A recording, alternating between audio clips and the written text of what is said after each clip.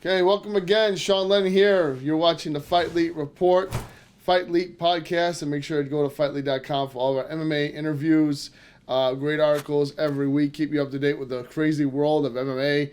And we finally have arrived. Next Saturday, UFC 254 happening, 1 p.m. Central Start Time in the afternoon, so make sure to take note of that. And it'll be Justin Gaethje challenging Khabib Nurmagomedov for the title. So Today is the Fightlete Report podcast. Welcome. We are going to go over the results of UFC Fight Night Ortega versus Korean Zombie. Results of UFC 249 Cyborg versus Blenko. UFC 93 results, and we'll play some of my interview with Sam Hughes, who successfully won in her fight by submission. We'll do some MMA Hughes headlines, some news on LFA 94 that was announced, and Bellator 250. And go over UFC 254 predictions. Khabib Nurmagomedov versus Justin Gaethje. And this is the Fightlete Podcast. Remember, subscribe to the Fightlete Report YouTube channel at Fightlete on YouTube, on Twitter, and Instagram. And make sure to follow the Fightlete Report. Subscribe on YouTube. So last night, UFC Fight Night Ortega versus Zombie. This was one of the most anticipated fights, I believe, for a while, just because of the fact that we had not seen Ortega fight in almost 2 whole years. So this was a pivotal fight for him to come back and show against a surging contender like Korean Zombie that he is back, he is ready to go, that he is ready to step in that cage and prove why he's one of the best in the world. And I think he did that. What we're going to do right now is talk about what we had, the performance of the night bonuses. So we had, for the performance bonuses, Jimmy Crute got a performance of the night. Jessica Andrade, she got a performance of the night. Both of them had knockout finishes. Guram Kutalizadeh and Matsusis Gamrot, they got the fight of the night bonus, a great undercard it was the main event of the undercard fights. That got a fight of the night, and each of them earned a $50,000 bonuses for their performances from Saturday's UFC on ESPN Plus 38 event. So we're going to go over the results, and we're going to start towards the bottom and talk about Jillian Robertson. Again, this was the first decision victory when she defeated Polyana Botelho by unanimous decision. Used the wrestling very well. She was just frustrated that she did not get a finish. This is obviously her first decision victory, so that's pretty different for her. Obviously, and every one of her fights that she had won had came by a finish. So not something she wants to get used to. She wants to stay hungry for that finish.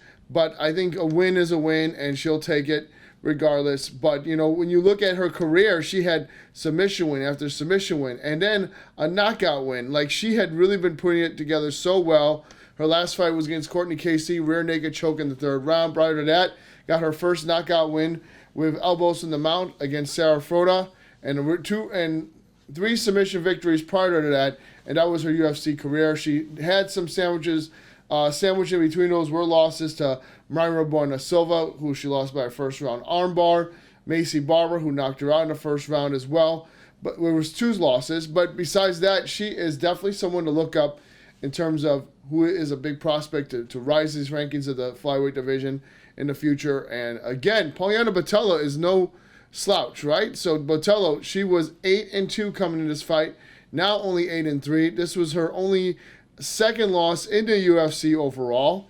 And so overall in the UFC, she's 3-2. So not bad for Polyana Botelho, who has a win over Chicago's Paul Gonzalez a few years ago. So I think that's huge for Polyana Botelho. Like, this was a woman who was going to be very tough no matter what she did. And Jillian Robertson got it done by decision. Moving forward, Jillian Robertson has said she wants to take on, of course, Antonina Shevchenko, the younger sister of Valentina Shevchenko, the UFC Women's Flyweight Champion. Says she's ready for that fight. Next up, we go to the main event of the prelims, which was Guram Kutalizadeh versus Matsusis Gamrot. Split decision, such a close fight, very exciting fight.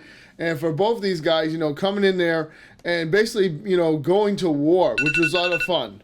Obviously getting to see these guys, at the first time in the UFC was huge because Gamrot, who came from Brave CF, this was his first fight in the UFC, getting this split decision victory. A guy who was on several fight win streak, has not lost since 2015. And when you look at Gamrot, the guy that he lost to, right? Gamrot was 16-1 going into this fight. He was on a 2-fight win streak, coming from the KSW promotion, and this was a tough loss for him. But what I have to say about both of these fighters, they're amazing fighters. Obviously they're there for a reason, and a great debut for them. Obviously Magomed Mustafayev was supposed to be in this fight against Gamrot, and he couldn't make that fight, and that's why we saw Kuta Ladaze come in there and not only come in there on a short notice, but get the victory as well. An amazing fight. Has to be watched more than once, which I'm going to do to break it down and probably have more of a breakdown for you. But two guys who were not timid, they were not scared in their UFC debut. They came out there and they fought their hearts out, which is what you're supposed to do when you're on the big stage for the first time. Doesn't matter if your opponents had 10 fights in UFC or none, you got to go out there and perform. Next up, we go to the featherweight division. Jonathan Martinez defeated Thomas Almeida, and Thomas Almeida at one point was supposed to be a top guy in the 135-pound division. Now moving up to featherweight. All I can say is Jonathan Martinez climbed up to 13-3, and the American is looking really steadfast in his performances. This is the second fight that he's won in the UFC. He beat Frankie Sainz at UFC Fight Night back in early August. A loss to Andre Ewell, but prior to that, 2 big UFC victories to start off his UFC career. And he looked very good doing that. I felt like Jonathan Martinez is going to be a guy to reckon with in this division, and we're going to see more of him moving forward. When we have a guy like Thomas Almeida, he's been on the top. He's main event at UFC Fight Night with Cody Garbrandt. 3rd straight loss in a row. Jimmy Rivera, Rob Font, and now Jonathan Martinez. Doesn't look good for him. His last fight hasn't been... The last fight he won was basically November of 2016. And, of course, in 2016, he lost to Cody Garbrandt. He is a guy that's been crazy. Like, when you go back and you look at his fights, I can remember UFC 189, which I think is my favorite card overall. It was UFC 189 pay-per-view, and he defeated Brad Pickett with that flying knee in the second round. He has dropped out since then. I'm not sure if he'll get another fight in the UFC. It seems there's so many opportunities for fighters who are not even UFC to come into the UFC. So it's getting even more competitive because a lot of promotions are not running at this time. And it seems like fighters are getting short call notices and getting opportunities to fight a contender series. So we'll see what holds for Almeida if he's still in the UFC. But Jonathan Martinez looking good. The next fight, James Krause, Claudio Silva. And what I have to say about this fight is when you look at James Krause, right, he takes this fight on very, very short notice. Claudio Silva, was originally supposed to take on Muslim Sekihov. That was canceled, and it was unfortunate because Sekihov had to withdraw from that fight. So James Krause steps into that fight, and literally, like a week's notice, comes in there, and he gets the big victory. And all I can say about this is that James Krause, as great of a fighter as he is, as great of a veteran as he is looking to just, comes in there, and he defeated Silva. Silva was undefeated before this fight. It was a unanimous decision. When we go to the post-fight conference, we heard James Krause talk about Joaquin Buckley and the high real kick that happened a couple of weeks ago when Joaquin Buckley, the weekend prior, had this huge knockout kick. It looks like James Krause is kind of, devaluing what Joaquin Buckley did, and he's calling him out for a future fight. We'll see. But James Krause, again, a great performance on a short notice, and that's what UFC is looking for. They're looking for guys, whether it be veterans or newcomers, to come in there on short notice and take these fights. He is now 28-8 in the welterweight division, looking solid. Next up was Jimmy Crute versus Modesta Bukauskas, and this was an interesting fight because Jimmy Crute has been on a tear, man. Now, he was 11-1 coming into this fight, coming from Australia. He's a guy that, we've seen him go in there and just get big finishes, and this was no different. He won his last fight by Kimura in the first round. This one was a first round knockout, or TKO rather. And only Misha Serkinov, who submitted him in the first round, is his only blemish in his UFC career. And, he's so solid. So I feel like Jimmy Crute, this is going to be the guy to look forward to in the light heavyweight division. This division is growing every day. And for him, the opportunity to come on to Fight Island and perform, that was just amazing. That's why we have Fight Island, so we can have the international fighters get a chance to showcase when they can't come overseas, they can't come to the United States. We're going to bring the fights to them, and that's exactly what we saw on Saturday. And Jimmy Crute with another huge victory and looking solid as 12-1 overall. And again, when you look at the UFC, he's got about 4 wins in the UFC. So you got to believe that this guy is ready to make the step up.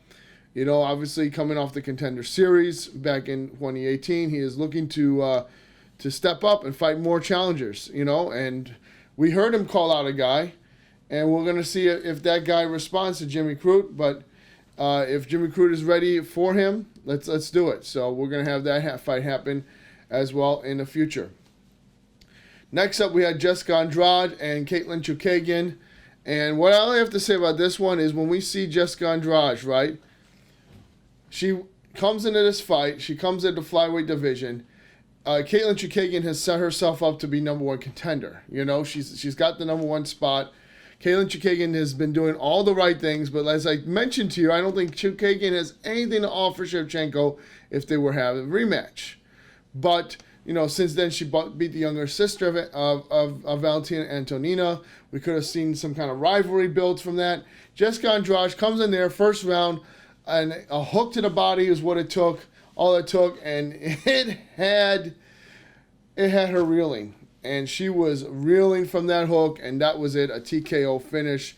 When she got her with that perfect liver shot, pinpoint accuracy, Jessica Andrade showed that she is ready to get another shot at gold. She's a former women's strawweight champion, so why not give her a chance at the flyweight title in Valentina Shevchenko? She takes out the number 1 woman in the division, and Andrade is looking for that title shot against Shevchenko next. And remember, Andrade has competed at both bantamweight and strawweight prior to this fight.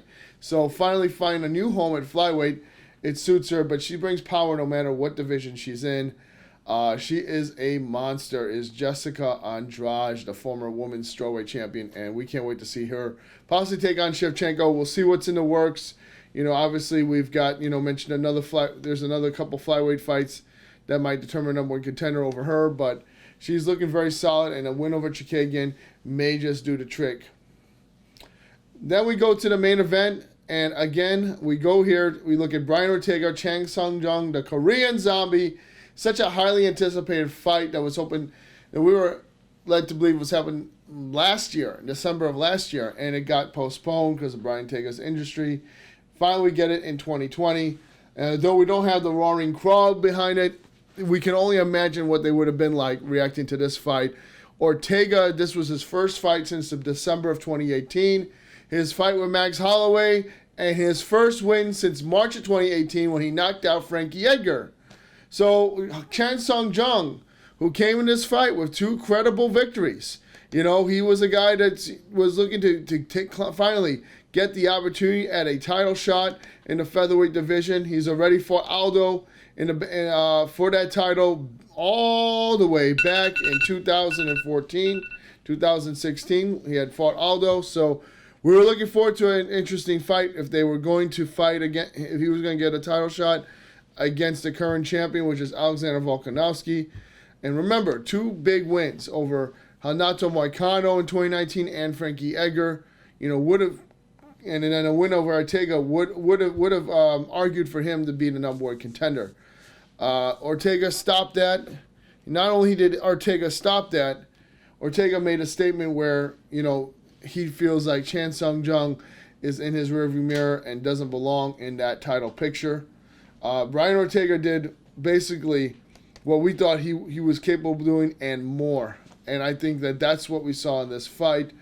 It was a brutal fight for the Korean Zombie. Again, Ortega at one point connected a beautiful spinning back fist, just had his way, was connecting with all kinds of strikes. It wasn't even much of a ground fight. Like I had predicted Ortega to take this fight to the ground, work in a submission, and it wasn't much. It was a stand-up fight. And Korean Zombie and just didn't have what it took to take on Brian Ortega. And even Korean Zombie talked about this fight after it happened. He said that he couldn't recall the final 3 rounds of the fight with Ortega. He loses since the first time since 2018. That was the fight with Yair Rodriguez. And this is his first decision loss since dating back to 2010. He's been finished. He hasn't lost by decision since then. All the scorecards read 50-45, 50-45, 50-45. It's a fight I want to go back, look into, and do another video for you guys and just show. Because I was watching it again this morning, but just show what made the difference in this fight. And I just think it was Brian Ortega's focus, his speed, but also his veteran instincts to know where to get in and when to get out and not be in the way of the Korean Zombie. And I feel like he not only frustrated him, he just kind of took his soul. It's like one of those fights where you see a guy's soul just taken away, like he has nothing left after that second or third round. That's the turning point, and one guy's just having his way. And you could see the damage on Chang Sung Jung by Brian Ortega. Man, Chang Sung Jung, his eye was bloody. He had multiple cuts on his face. It was brutal, and Brian Ortega needed to make this statement. He needed to show he's a stand-up guy. He can fight stand-up. He had a great stand-up a few rounds with Max Holloway before Max Holloway took over in their original fight, which ended up in the doctor stoppage. Loss for Brian Ortega. So I felt like everybody knows he's great on the ground. Everybody knows his jiu-jitsu game is superb. But I think he displayed a great striking clinic last night against the Korean Zombie. And, mixing it well with leg kicks, some elbows, a spinning back fist. And just making the Korean Zombie, not even in his head in the game. And that's what it was. I mean, when a guy sells you the last 3 rounds he cannot even remember, it shows you did something to him. You either took away his soul or you did enough brain damage that he couldn't even remember what was going on. So I think it was a little bit of both. And for Brian Ortega, this is a huge fight. We know Alex Volkanovski is the champion. He even tweeted out about this fight. We'll see what's in the works for the featherweight title, but we could possibly see Brian Ortega taking on Alex Volkanovski for the featherweight championship in 2021. But, it's an exhausting fight. You got to give the guy time to recover, and we'll see where he goes from there. But that's it for this segment for the Fightlete Report. Stay with us. Got more coming up.